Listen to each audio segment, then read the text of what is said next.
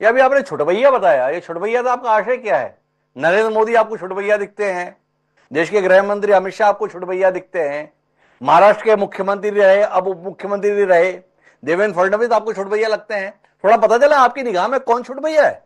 ए साहब, आप एक बात बताइए, देश की इतनी बड़ी पार्टी का एक इतना बड़ा पूर्व मुख्यमंत्री, अब उसको उप मुख्यमंत्री बनना पड़ रहा है तो छुटभैया बना है ना?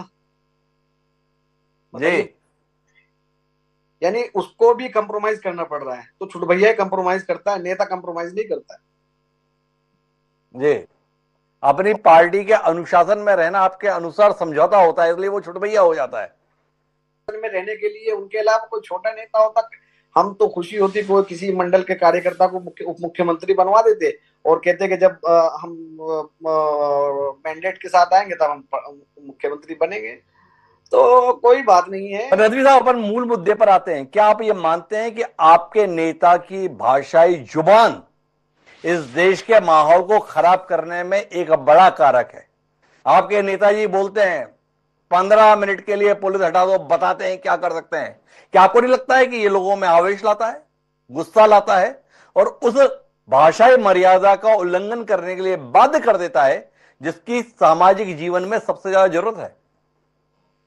साहब देखिए, एक बात सुनिए, असल में ओवैसी साहब की भाषा से दिक्कत नहीं है, ओवैसी साहब के नाम से दिक्कत है।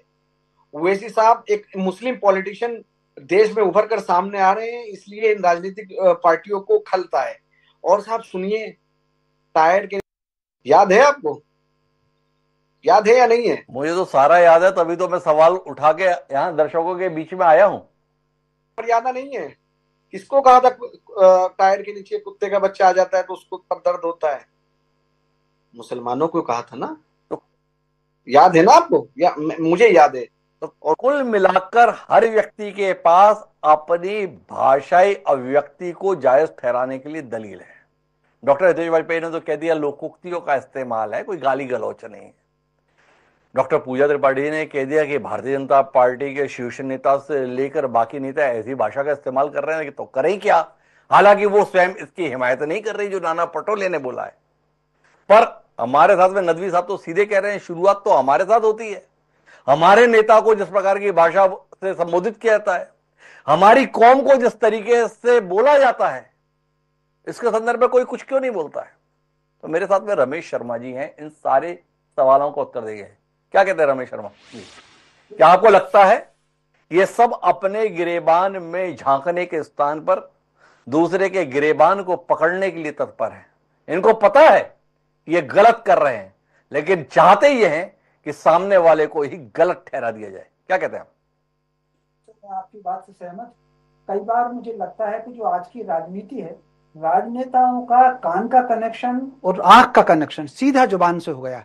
सोचने समझने की किसी के पास ना तो समय है, ना उनकी इच्छा भी है कि इसमें सुना तो उसका उत्तर देना, जो देखा है तो उसका उत्तर देना।